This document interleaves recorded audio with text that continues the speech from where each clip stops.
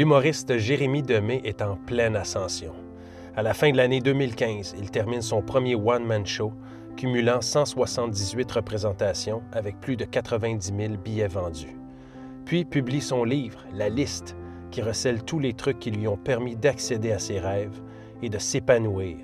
Son parcours, la façon dont il a pris sa vie en main, sa volonté et la réponse de la vie à sa démarche sont vraiment inspirants.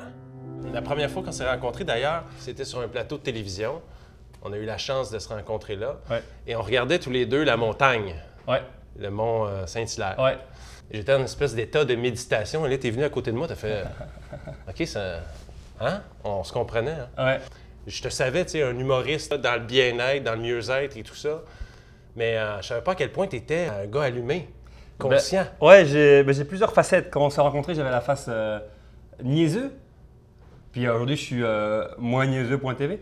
Mais j'ai plusieurs facettes à moi, mais j'ai une facette très niaiseuse et une facette très profonde. Je suis un peu les deux, ou je suis beaucoup les deux. Tu as besoin des deux, en fait. J'ai besoin des deux. C'est quelque chose que j'ai découvert en moi et que j'aime beaucoup, ce travail personnel-là. Parce que je me rends compte que plus je me regarde, plus je travaille sur moi et plus ma vie devient simple. Tout part de la façon dont on communique, dont on agit, dont on pense, dont on interagit avec les gens. On crée notre vie, veut pas. Tu crées ta job, tu crées tes relations, tu crées ton salaire, tu crées… fait que tout part de nous. Puis on a tous ça là. Faut faire ça. Ou même, je veux pas faire ça. Tu sais, quand tu dis pourquoi je suis avec cette personne, puis tu restes avec pareil, mettons en couple. Ouais. Tu sais que c'est pas une bonne personne pour toi, mais tu restes pareil. Écoute-toi, écoute ton cœur, il sait déjà ce qui est bon pour toi. C'est ça, selon moi, le vrai secret, c'est arriver à se regarder et à être honnête avec soi. Tu sais, à faire face à ta vie, à faire face à la parade, à faire face à tes problèmes, tes peurs. C'est pas nécessairement facile, ça demande d'aller gratter là où ça fait mal. Exactement. Mais c'est la meilleure chose, gratter où ça fait mal. Parce que c'est là, c'est vrai, c'est la meilleure chose. Parce que quand tu fais face à la musique, t'enlèves ça. Tu fais face à tes peurs, t'enlèves tes peurs. Tu fais face à tes hontes, t'enlèves tes hontes. Veux pas. Il y a une phrase qui dit tout ce à quoi tu résistes persiste. Oui. Tout ce que tu fais face s'évanouit. Quand on entend les gens dire « OK, j'ai pas assez d'argent, j'ai pas assez de temps, je sais pas… » Mais juste le fait de le mentionner comme ça, de le dire comme ça, c'est ce qu'on attire. On attire ce qu'on pense. Parce que la façon dont tu penses, ça a une conséquence sur comment tu te sens. Comment tu te sens, ça a une conséquence sur comment tu agis. Comment tu agis, ça crée ta vie en général. Si moi j'ai réussi, n'importe qui est capable. Je ne suis pas meilleur que personne dans la vie. Personne. Personne qui m'écoute en ce moment, je ne suis pas meilleur que personne. Je pense que le secret du changement, c'est avoir la volonté profonde et deuxièmement, avoir le courage de se regarder en face. Et puis, je vais même aller plus loin. Tu sais, souvent, on m'a souvent demandé, Jérémy, pour toi, c'est quoi le but de cette vie?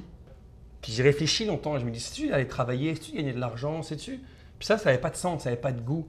Et un jour, je ne sais plus, j'avais lu une phrase, je crois que c'était le Dalai Lama, qui disait le but de la vie est d'être heureux.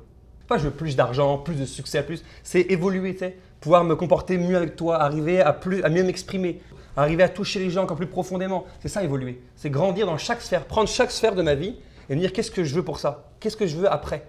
Pour moi, le but de la vie est d'évoluer constamment et d'être heureux.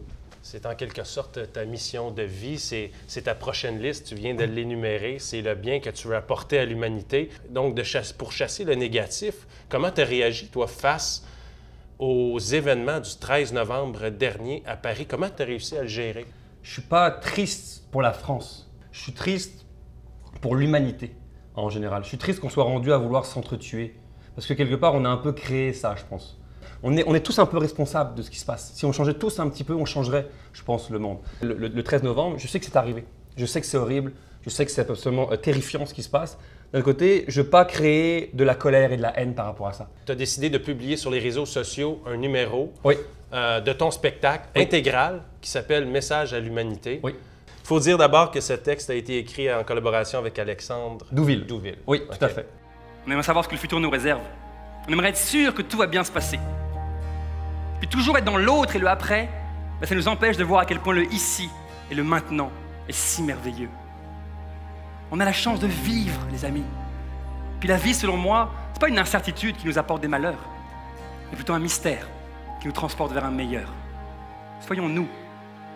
Puis je nous souhaite sincèrement qu'à partir de maintenant, ça arrête plus de bien aller. Pourquoi tu as décidé de publier ce message-là? Puis d'ailleurs, un message qui, en ce moment, a plus de 5 millions de vues et ça ne fait qu'augmenter de jour en jour.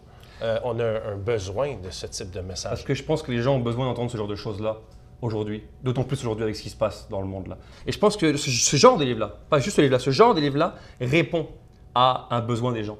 Plus que jamais, les gens veulent être heureux. Il n'y a personne qui se lève le matin et qui dit « Il semble que j'aurais une vie de marde ». Il n'y a personne qui dit ça. On veut tous accéder à une vie meilleure, sauf qu'on ne sait pas nécessairement comment accéder à cette vie-là. Je suis passé d'une vie que j'aimais pas à une vie que j'adore et aujourd'hui, voici mes outils. Je vous les partage. C'est un partage de connaissances. On est dans un moment de la vie où les gens vont être de plus en plus conscients, de plus en plus ouverts à ce qui se passe et trouver des façons d'aller vers un meilleur. C'est pas étonnant que ça soit un succès, Jérémy, et que tu aies le succès et l'abondance que tu attires, parce que ça fait du bien, ça permet aux gens de se coucher moins niaiseux, vraiment et de gagner en conscience. Merci, Jérémy, de nous tirer vers le haut. Et s'il te plaît, continue de mieux te connaître pour émaner toute la personne que tu es. S'il te plaît. J'ai pris une décision, un engagement envers moi-même, celui de garder les yeux ouverts, d'être à l'écoute des échos de la vie. Ça m'arrive d'en échapper, de trébucher, et même d'être confronté à mes propres idées. Mais une chose est certaine, j'avance et je me laisse inspirer par ce qu'il y a de plus beau et de plus vrai autour de moi.